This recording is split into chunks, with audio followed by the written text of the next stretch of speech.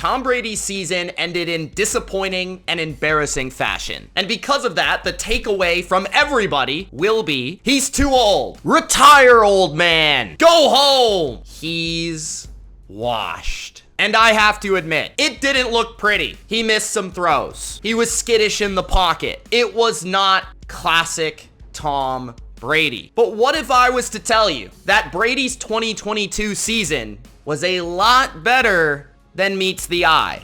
Allow me to explain.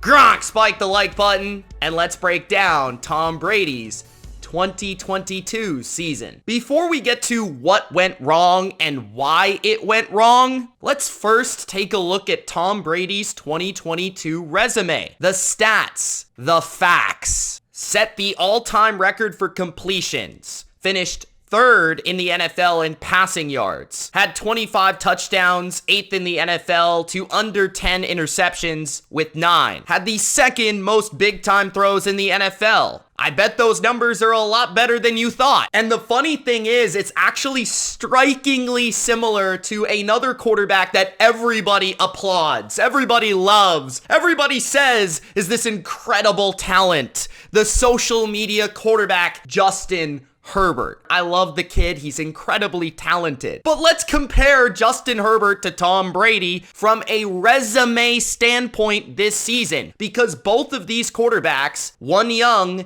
and one old, one beloved and one hated, had very similar situations. Awful protection, leading to the ball always having to come out of their hands way too quickly. An average depth of target for Tom Brady of 20th in the NFL, for Justin Herbert, 22nd in the NFL. Both were supported by zero running game, a lack of balance that forced them to be the entire offense. Tom Brady had the worst rushing game in the NFL, the worst rushing attack supporting him in the league. Justin Herbert had the 30th best rushing attack in the NFL. Both had next to zero speed on their offense, next to zero vertical threat down the field. And they both had less than ideal play calling and inconsistent defense. This is just a funny comparison to me because, as you can see, the stats are almost the same on both sides. But one guy is thought of as a top 5 or top 6 quarterback,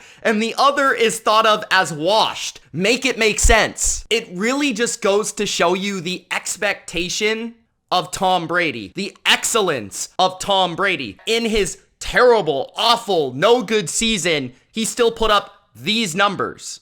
Look, I understand why you gravitate towards Tom Brady is washed as your take about the GOAT. It's the easy answer. When we see a quarterback that's older, that's not playing as well, we just think that the guy is washed. It's the easy go-to answer. We assume decline when a player is old, and we refuse to look at other factors. So let's discuss those other factors, beginning with archaic scheme and horrific play calling. It all begins with scheme for the quarterback position. The offensive play caller and the quarterback must be as one. And the Tampa Bay Buccaneers have been running an archaic offensive scheme. An offense that looked straight out of 2004. Incredibly out of touch with modern concepts. Dependent on talent and high-end execution. In other words, it was reliant on the Jimmies and the Joes rather than the X's and the O's. The Bucs avoided play action at all costs. They had very limited motion. They don't even know what an RPO is, and they just ran a bunch of useless screens. Byron Leftwich was relieved of his duties as offensive coordinator of the Tampa Bay Buccaneers. And if you've been watching the Bucs over the last 3 years, you can understand why. If you don't know why, tell me you haven't been watching the Bucs without telling me you haven't been watching the Bucs. The Tampa offense featured no go-to plays, no easy throws, no easy answers within their offense. Essentially, the entire time Tom Brady has been in Tampa Bay, contrary to popular belief, he has been playing on hard mode. And like I said, this wasn't just a 2022 problem either. This has been a problem for the Tampa Bay Buccaneers since 2020, including the season they won the Super Bowl, including the season where Tom Brady should have won MVP. He was absolutely robbed in 2021 because he's been playing on hard mode. The only reason Byron Leftwich has been getting away with this is because of the talent that he has at his disposal, because of how incredible Tom Brady has been. You can run the ball for a loss of 2 on first down when your quarterback is consistently bailing you out on 3rd and 12. When you have Mike Evans in his prime, Chris Godwin healthy, Antonio Brown, Rob Gronkowski, a great offensive line, you can be a bum as an OC and get away with it. This season, the talent around Brady wasn't as good, and Brady himself wasn't as good. That is what we saw from the Tampa Bay offense. Their only chance at creating offense was having their 45-year-old quarterback attempt the most passes in NFL history. I don't care who you are as a quarterback. Mahomes, Allen, Burrow, it doesn't matter. If you're being asked to throw the most attempts in NFL history just to succeed, just to win games, it's not ideal and it's easy to play defense. It's not even ideal for prime Tom Brady. The craziest part about it is that most of Brady's attempts within the offense came through the drop back game, which is the most difficult way to play the quarterback position. In the drop back game, offenses are basically conceding that they will be passing the football. Because there's very little deception to what an offense is going to do, it's a lot easier to rush the passer. And if you're the defensive coordinator, you can get into your crazy blitz packages. You can have disguised coverages. It's a lot easier to defend NFL offenses when you know the only thing they can do is drop back and throw the football. If you want the number one sign as to why I believe Tom Brady is still a very good quarterback in this league, it's because he took a team to the playoffs. He was still winning games despite being mostly a drop back passer. There are a lot of quarterbacks in this league, more than half of the starters, who are not effective or efficient or reliable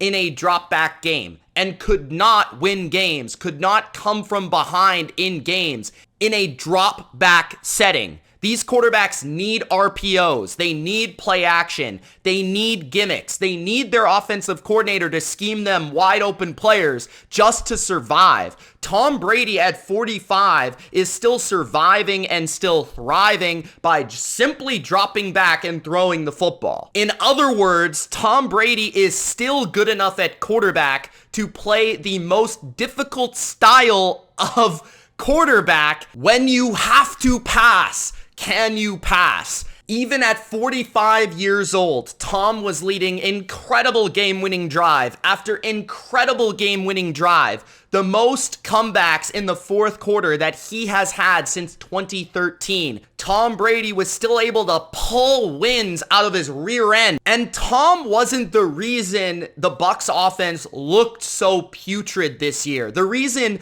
they were nearly unwatchable was because of the offensive line. This offensive line was putrid. An offensive line that had Ali Marpet retire, lost Alex Kappa to free agency, Ryan Jensen to injury before the season even started, and Donovan Smith simply to regression. The guy was the worst left tackle in the league this year. He took more penalties than anybody in the NFL. And despite the Bucs' inability to hold blocks, where they ranked 25th in pass block win rate, they still ranked first in sack percentage. Why did they rank first in sack percentage? Why were they a full 1% better than any other team in the NFL this year in terms of sack percentage? Why were they first in sacks allowed? Well, it's because of Tom Brady's brain. It's because Tom Brady has such a quick processing machine in the pocket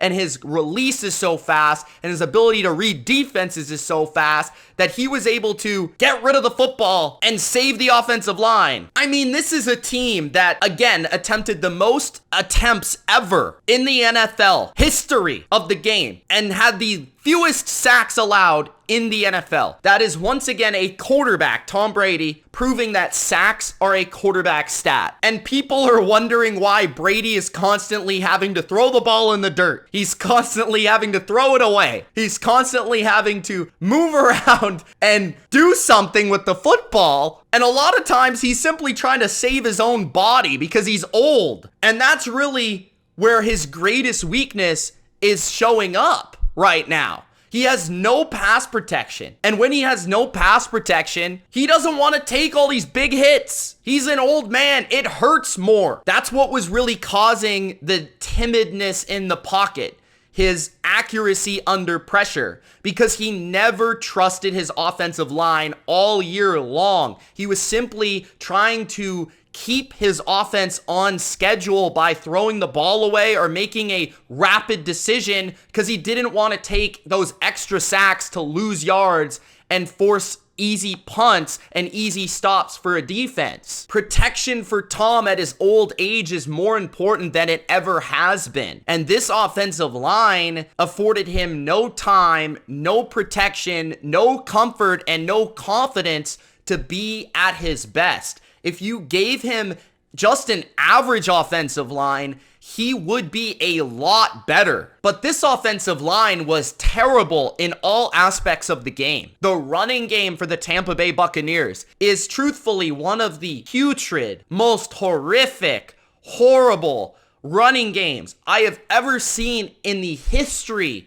of my life watching football. This was a historically bad running game. The Bucs run game ranked 32nd in attempts, yards, touchdowns, yards per attempt. They ranked 31st in run block win rate, and they ranked dead last in running back yards created. So not only was the offensive line terrible, but the running backs also stunk. Their 75.6 yards per game on the ground was 11 yards fewer than the worst team, arguably in the NFL, the Houston Texans, who ranked 31st and were always trailing in games. In fact, the 2022 Buccaneers are the 6th worst rushing team in the NFL since 2000. And those other teams averaged only 5 wins per season. So it was a miracle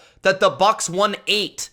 And what made it even worse, Byron Leftwich insisted on running the ball on early downs. He insisted on starting every drive and every series with a negative play or a very minimal gain. And due to that fact, this team was just unable to create yards on early downs, which makes third down that much more difficult, puts your offensive line, which already sucks, in a terrible position, and your quarterback in even a worse position. Without a running game, all defenses had to worry about was stopping the Bucs' passing game. Secondaries were simply just sitting on the short routes because they knew that the offensive line for Tampa Bay couldn't hold up. The pass rush was going to get there, and Brady would have to force the ball out of his hands quickly. On top of a putrid offensive line that couldn't hold up, the weapons had zero speed, zero explosion, which again is another reason for a defense to simply sit on the short passing game because nobody's flying by you. Nobody's creating chunk plays.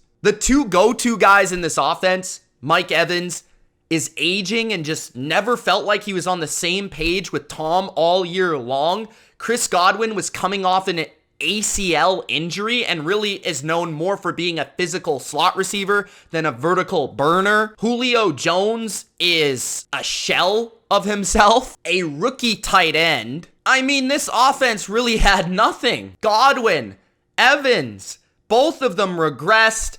Neither of them were in the top 30 for PFF grade at the wide receiver position. So to summarize, Tom Brady had to throw the football more than any quarterback in NFL history with a bad offensive line, a historically awful running game, a slow, overrated receiving core, and an archaic offensive scheme with no creativity.